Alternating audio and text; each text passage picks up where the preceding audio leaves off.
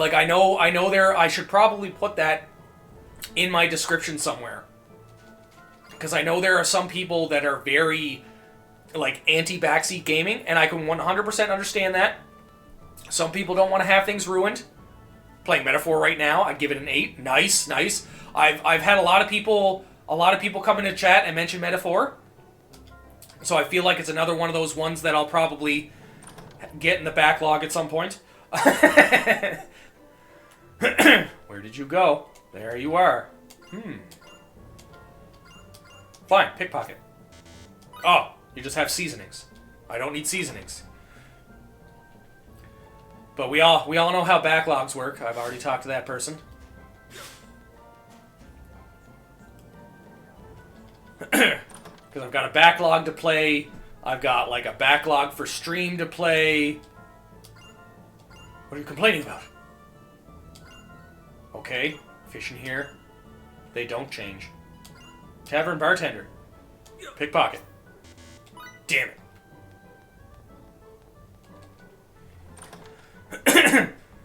But yeah, also, like, giving, I guess, suggestions on, like, different series to add to the list are also good. Tales of Grace. Yeah, I know. I won't be at Grace for a while, so that's good because I'll have time to get the remake. Didn't expect Star Ocean. Nobody does. Nobody does. Just wait till you see me playing the other Final Fantasies, too. This is Star Ocean 4, The Last Hope. I'm doing all the Star Oceans and all the Final Fantasies for stream. I'm currently on 4 for Star Ocean, and I'm on 15 for Final Fantasy. Anessa, where have you gone? You'll never know. She's wandering around town. Pardon me, ma'am. Oh. Ran off towards the Coliseum. Okay. Damn it. But yeah, like, I play a lot of RPG series for stream. I also did, like, the Resident Evil series as well. Lost Odyssey is your favorite. I've been getting a lot of people in, like, saying, like, fucking Lost Odyssey. Like, that's fucking wild. But I love it. But, like, Square is such a good company, right? There's Lost Odyssey and there's another Square game. I can't fucking remember the name for the life of me. But it's another one of those older ones where it's like one of those, like, hidden gems that people don't know about. And I have it on Steam. I know that. Nobody back there. That guy's up there. Like, I'm trying to get into this fucking Coliseum.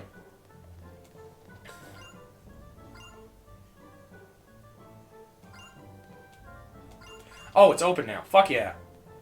Let's get fucking in here. Yeah, I've got a couple of the series that I'm ready to do for stream.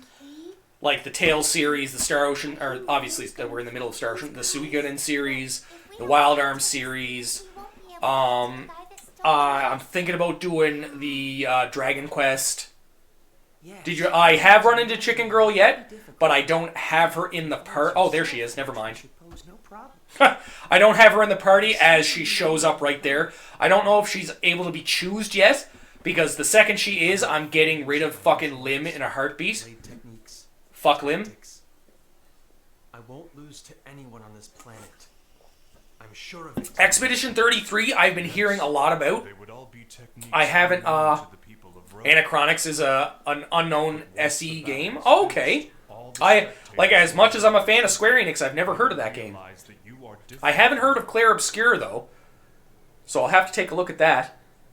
Oh, okay. That's like, there's another one. I keep forgetting to look it up, and I keep forgetting the name. It's like the successor to the Suikoden series, I think they said. And somebody said it, like, I think like a week or so ago, so like I really gotta find it. Just thinking about it. I feel like I want to run away right this second. But that's just the way things are. They mention them and then I fucking forget. Because I'm dumb. It's just... Friend of mine started streaming it yesterday. It's a detective RPG. Okay, okay. And that's Have you ever played Fear and Hunger Games? I have not. I've never even heard of that game. You're gonna fight, FaZe? You fucking fight, FaZe. Yes. I'll kick your ass. After all, our friend's life depends upon it. I'm sure you're familiar with the pain of losing people and all. Oh, just keep bringing up Lim's tragedy. Why, like coming back to her grandfather turned to stone. That's a nice thing of you to do, FaZe. Fucking asshole. Difficult.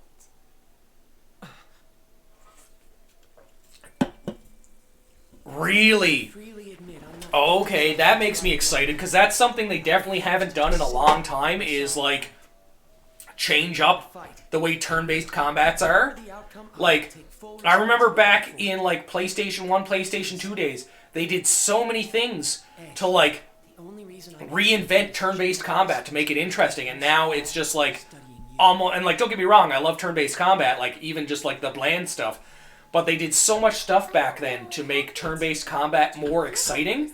Like the obvious question, what game is this? It is not an obvious question because I've had people think it's Phantasy Star. No, it's far more. It's Star Ocean: The Last Hope, No matter how fourth in the Star Ocean series.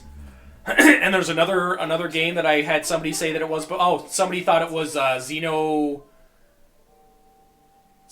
I think, that too, Bacchus. one of the Xeno games. You. Yeah, armor looks like Phantasy Star, right? This is also very sci-fi, but it's got like heavy fantasy base in it too. Like, obviously you can see the sci-fi, but they're on an underdeveloped planet right now, so it's like the whole planet is all like fantasy based. Like, obviously you can see by her outfit and the cat girl's outfit, as opposed and Lim's outfit, the tiny fucking 8-year-old in the corner. But the thought of losing Raimi scares me. But like, obviously he's got like some high-tech fucking armor pieces. How important she is to me.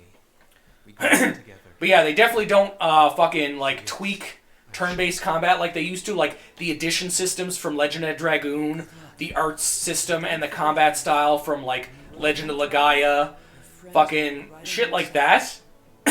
I know there's some other ones I'm forgetting. The different tweaks they did to the Wild Arms games, like the Wild Arms games and the way they move around during combat to kind of like switch positions, was what Final Fantasy 13 did with their combat style. But people don't seem to realize that, where they have the enemy, the enemies and the people running around. I love the aesthetics of sci-fi and fantasy mix. Oh, me too. Star Ocean 4 came out with 2 different subtitles when released on Xbox and PS3. I did not know that, because I've always played it on PlayStation. But that's hilarious. Let's kick the shit out of this guy now. Oh, he's fucking twitchy.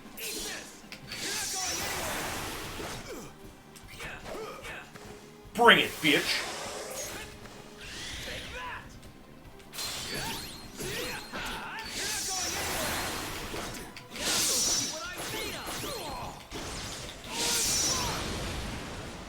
That's what... Oh, he's got a lot of health. No, thank you. Just give me a second there. I'm actually going to pay attention to this.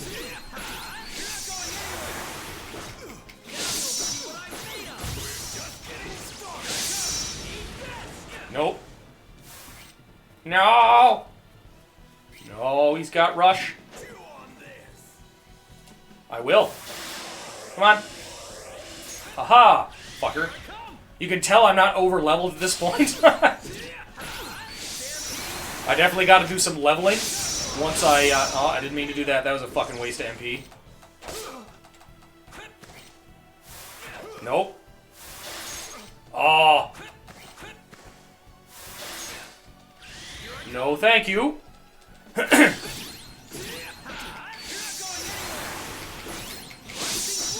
Deal at least 1,000 points of damage. Nice. But yeah, no, there's the, like, that's why I think games are getting, like, really stale lately, too.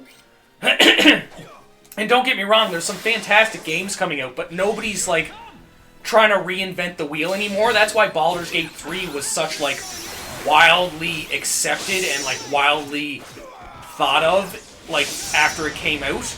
Because, like, people were like, oh my god, like, the combat in this is like all strategic and it's very, very heavy turn-based, but like they did so much to the combat that it was leaps and bounds above what people are trying to do nowadays. Like you look at a Souls-like game, all Souls-like games have like, you know, your block, your parry, your dodge, and they kind of like tweak the attacks a little bit, but they don't do as much to like, I guess, change the style of combat really. Same with any action-adventure game that's out. A lot of it's just fucking hack and slash now. And that's the thing that I'm hating about a lot of JRPG companies like the Final Fantasy games and stuff like that. The Final Fantasy games, 15 and 16, are straight up action-adventure games. They're hack and slash games now that are slightly tweaked. Hand over the remedy and the raw materials. He's wearing a sports bra. Show me some proof. He's like, I'll fucking destroy your weapon. You gonna give him back or not? Answer me.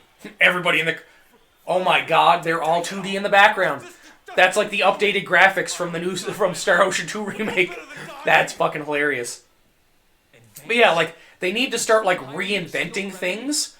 Because they're, like... I know I've said this... I don't know if I've said this yet in stream, but I know I've said it in past streams before. That they're focusing too much on the way these games look nowadays, and not how they play, and not how they're written. Like, these games, like, especially the writing, like, the stories have taken a giant fucking dip, and the and the gameplay has taken a dip. Not nearly as much as... Not as much as the stories have taken a giant dip, but, like, the gameplay itself has still dipped in terms of what they used to do. So, like, I feel like I never base how good a game is off of, like, the way it looks, but I heavily base it off of story, and then secondarily base it off of, like, how it feels to play. As I die much. So, like, I feel like the gaming industry nowadays needs to take, like, kind of like a step back. And, like, I understand why they're dipping in other aspects of it, because these ridiculously realistic graphics, like, obviously not this one, this is a 4K HD remake of a fucking PlayStation 3 game. But, like, the realistic graphics that they're pumping out for a lot of these games, and the giant open worlds for a lot of these games that they're doing, are so time-consuming that even if, like, say, they did have, like, a really well-written story for something, it's a lot harder to implement because they can't make the game as long to flush it out as much as they would in, like, say, a Super Nintendo or like a PlayStation game where they weren't as focused on graphics. So, most of the space is set up for their open world, or set up for how, like, pretty the graphics are, because they, you know, have so much information just on how their hair flows when they move, or if a gust of wind flows by, and fucking every strand of hair is controlled by, you know, a different game engine. And don't get me wrong, that stuff is wild. That stuff is insane, and, like, I understand how much work goes into that, but when that, like, takes away from your game, whether it be the story or the gameplay, it tends to, like, downgrade your game quite a bit, in my opinion. No, I'm not. Like, I'm no hero. a lot of these games... I'm not a hero, what are you talking about? Please stop. But, like, a lot of these games that were put out before, like, in my opinion, the best years for gaming were, and I'm not gonna, like, say specific years, but, like, were the Super Nintendo and the PlayStation 1 age. Thank you for the rose, Jordan. Thank you. But, like, they were 100% the the age where the Super Nintendo, the PlayStation, and the 64 were out, because 64 and PlayStation were pretty much, like, same era, and Super Nintendo was just before, but, like, Super Nintendo, up to PlayStation N64, She's that squishy was peak gaming. again. Like, Was the like graphics that. weren't crazy. Now she's back to I think she's in the room. squishy. The graphics weren't crazy. Oh, thank you for the heart, Coco. Oh, Coco's back in. Oh, here we go. Here we go. Coco with all the gifts. The hearts, the GGs, the GG 2025, the 2025. Just going fucking wild. I don't think my face is far enough down. It's not getting my face to pop all these things up. What are you talking Oh, fucking about? Not at Coco. all. All you guys are fucking treat me so well. But now that you're better, But like all of these fucking this is Star Ocean till the end of time, Joshua. Or not till the end of time, sorry. The Last Hope. The Last Hope. Star Ocean 4, The Last Hope. Yes, I'm traveling. But along like with your the friends games now. back then for like us thank you for the ice cream cone, Jordan. By the way, Jordan's doing the same thing. she recovered. Fucking coming out here with the hand hearts, the thumb and finger hearts. I do those terribly. I'm no good at those. But like the stories and the gameplay for games for the Super Nintendo, the PlayStation, and the N64 were fucking wild. Like think about the Zelda games for the N64. Like even first-person shooters. Like think about back in the day for fucking GoldenEye. Think about all of like the turn-based RPGs that came out for the PlayStation 1, and like the turn-based RPGs and strategy games, and just the platformers that came out for the Super Nintendo. Like Super Mario All Stars, fucking Super Mario, just like Super Mario in general for the Super Nintendo, fucking Final Fantasy VI, Final Fantasy IV, Legend of Dragoon, Suikoden 2, Star Ocean 2, fucking. I'll even go Pokemon Snap because Pokemon Snap was a fucking time. But like, think about like the innovations in gaming that they did back then that aren't even used in gaming nowadays. Raimi? Like, there are so many different like tweaks and stuff that they did to video games back then that they don't even take. And like, this has been brought up in my chat a ton of times, and I'll bring it up now. Is the edition system from Legend of Dragoon is no longer under copyright. So any game company right now could go out and make a brand new turn-based RPG and use the Legend of Dragoon edition system. I think I said art system before. But like yeah, the fucking edition system from Legend of Dragoon is no longer copyright. So that is like free use right now. I'd love to see a brand new turn-based RPG where they come out with do an edition system. Like any of you who don't know what I'm talking about or haven't seen Legend of Dragoon, Legend of Dragoon is probably like one of the best JRPGs that came out for the fucking the PlayStation. And I'd still even consider it like one of the top JRPGs like to date. The story for it was phenomenal. It was one of like the first like voice acted JRPGs. Like they don't do voice acting during like obviously the normal scenes, but like any of the cinematic scenes had voice actors. That's a name you haven't heard in a while. Rice? And the third one. The third one. Oh, I swallowed that wrong. That's what she said. But like the story for Legend of Dragoon, the characters for Legend of Dragoon, if they went and they did a prequel for Legend of Dragoon, the internet and the old head gamers like myself would fucking go nuts. Like, or like just a lot of like the majority of like fucking turn-based or JRPG like people that enjoyers would go wild. Like anybody who's even heard of Legend of Dragoon, let alone played Legend of Dragoon, would go crazy for a prequel.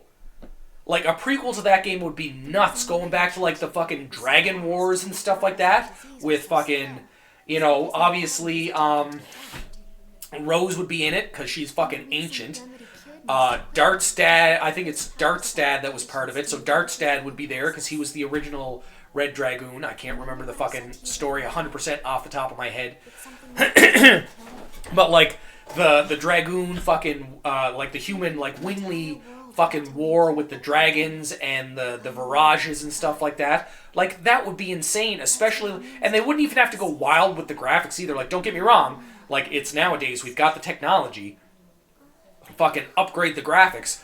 But, like, you could easily take all the lore from Legend of Dragoon and make a wild fucking turn-based game with those edition systems again.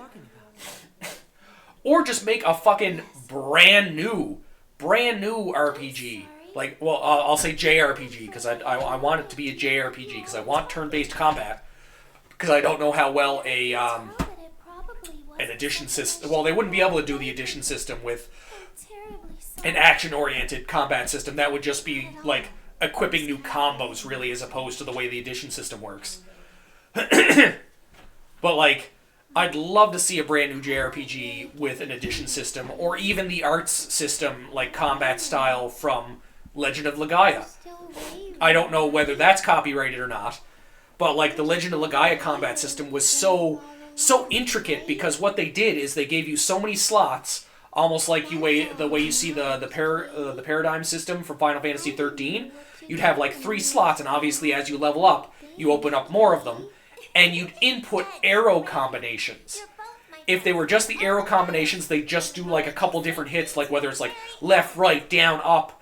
But if those the combination of those arrows was a specific style of like martial arts combo in the game, they do like 2 of the hits, and then they do like this big move that would be extra powerful or have elemental damage. And as you progress through the game, you got more powerful arts, like mystic arts and legendary arts and stuff like that.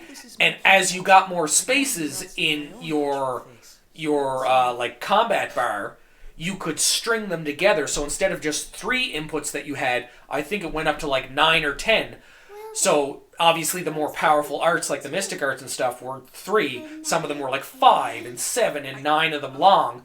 But you could combo them with others. So if you could intricately put in different combinations. So say there was like one that had 3, you put in that. But if the last 2 off that was part of like a 4 or 5 input combo, you could use the last 2 of that to input that 5 input move. And then if some of those were for a bigger one or a smaller one, you could just string together a bunch of punches to do that, and then do like a smaller move, then a bigger move, then another smaller move, then like a gigantic move. And it just went like crazy. I hate having a stuffed nose. But like, there, like, things like that just don't exist nowadays. Same with like when you look at I'll even do the Suikoden series. Man, this cutscene is very long. But like the Suikoden series with like 1 and 2, where you had 6 combatants. Like, what other JRPG do you have that's got 6 combatants in it, and they had like a front row and a back row, where your front row combatants could like you had to like make sure whatever characters you used were in the proper spot, because mid-range characters can do front and back combat, but like short-range combatants can only do front row, and if you put them in the back, they can't hit anything. And the same for long-range combatants, I believe. I'm pretty sure long-range combatants can't fight in the front row, but I could be wrong. So, like, it's one of those things where when you get new characters, you have to look at them and be like, do I want this person in the party? Yes.